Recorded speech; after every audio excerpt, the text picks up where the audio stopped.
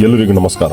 ನಾನು ನಿಮ್ಮ ಮಾರ್ದೋನಿ. ಇಂದು ಹೋಳಿ ಹುಣ್ಣಿಮೆಯ ಬಗ್ಗೆ ಒಂದು ಕಿರು ಪರಿಚಯ. ಹಿರಣ್ಯಕಶಿಪು ಎನ್ನುವ ಭಯಂಕರನಾದ ರಾಕ್ಷಸನು ಬ್ರಹ್ಮನಿಂದ ಒಂದು ವರವನ್ನು ಪಡೆಯಲು ಕಠೋರವಾದ ತಪಸ್ಸನ್ನು ಕೈಗೊಂಡನು. ಪಂಚಭೂತಗಳಿಂದ ಯಾವುದೇ ತರಹದ ಶಸ್ತ್ರಾಸ್ತ್ರಗಳಿಂದ ಕೂಡಿ ಯಾವುದೇ ಸಮಯದಲ್ಲೂ ಯಾವ ಕಾರಣಗಳಿಂದಲೂ ಮತ್ತು ಯಾವ ಸ್ಥಳಗಳಿಂದ ಕೂಡಿ ನಾಶಪಡಿಸಲಾರದ ಆ ಮರಣವನ್ನು ಕೇಳಿದ್ದ. ಬ್ರಹ್ಮದೇವರಿಂದ ವರವನ್ನು ಪಡೆದ ನಂತರ ಹಿರಣ್ಯಕಶಿಪು ತನ್ನನ್ನೇ ತಾನೇ ಭಗವಂತ ಎಂದು ಭಾವಿಸಿ ಜನಸಾಮಾನ್ಯರನ್ನು ಹೆದರಿಸಿ ತನ್ನನ್ನೇ ಪೂಜಿಸಿ ಎಂದು ಹಿಂಸಿಸಿದ. ಹಿರಣ್ಯಕಶಿಪುವಿನ ಪುತ್ರನೇ ಪ್ರಹ್ಲಾದನು. ಬಾಲ್ಯದಿಂದಲೇ ಪ್ರಹ್ಲಾದನು ಮಹಾವಿಷ್ಣುವಿನ ಪರಮ ಶ್ರೇಷ್ಠ ಭಕ್ತ. ಆದುದರಿಂದ ತನ್ನ ತಂದೆಯಾದ ಹಿರಣ್ಯಕಶಿಪುನನ್ನು ಪೂಜಿಸಲು ನಿರಾಕರಿಸಿದ್ದ. ಇದನ್ನ ಅರಿತ ಹಿರಣ್ಯಕಶಿಪು ತನ್ನ ಮಗನಾದ ಪ್ರಹ್ಲಾದನನ್ನು ಬಹಳಷ್ಟು ಬಾರಿ ಸಂಹರಿಸಲು ಪ್ರಯತ್ನಿಸಿ ವಿಫಲನಾದ. ಅದಾದ ನಂತರ ಹಿರಣ್ಯಕಶಿಪುವಿನ ಸೋದರಿಯಾದ ಹೋಳಿಕಾ ಅನ್ನುವ ರಾಕ್ಷಸಿ ಪ್ರಹ್ಲಾದನನ್ನು ಸಂಹರಿಸಲು ಒಂದು ಯೋಜನೆ ರೂಪಿಸಿದಳು. ಭಯಂಕರದಿಂದ ಕೂಡಿದ ಬೆಂಕಿಯ ಹೊಂಡದಲ್ಲಿ ಪ್ರಹ್ಲಾದನನ್ನು ತನ್ನ ತೊಡೆಯ ಮೇಲೆ ಕೂರಿಸಿಕೊಂಡು ತಾನು ಆ ಹೊಂಡದಲ್ಲಿ ಕುಳಿತಳು. ಹೋಳಿಕಾಳ ಈ ಯೋಜನೆಯನ್ನು ಪ್ರಹ್ಲಾದನನ್ನು ಅರಿತು ಮಹಾವಿಷ್ಣುವಿನ ಮಂತ್ರವನ್ನು ಜಪಿಸಲು ಆರಂಭಿಸಿದ್ದ. ಮಹಾವಿಷ್ಣುವಿನ ಮಂತ್ರವು ಪ್ರಹ್ಲಾದನನ್ನು ರಕ್ಷಿಸಿ ಹೋಳಿಕಾಳನ್ನು ಸುಟ್ಟು ಭಸ್ಮವನ್ನಾಗಿ ಮಾಡಿತ್ತು. ಹೋಳಿಕಾಳ ಅಂತ್ಯವು ಮತ್ತು ಪ್ರಹ್ಲಾದನ ವಿಜಯದ ದಿನವೇ ಹೋಳಿ ಹುಣ್ಣಿಮೆಯಾಗಿ ಕಾಲಕಾಲಕ್ಕೆ ಆಚರಿಸಲ್ಪಟ್ಟಿದೆ. ತಮ್ಮೆಲ್ಲರಿಗೂ ಹೋಳಿ ಹುಣ್ಣಿಮೆಯ ಹಾರ್ದಿಕ ಶುಭಾಶಯಗಳು.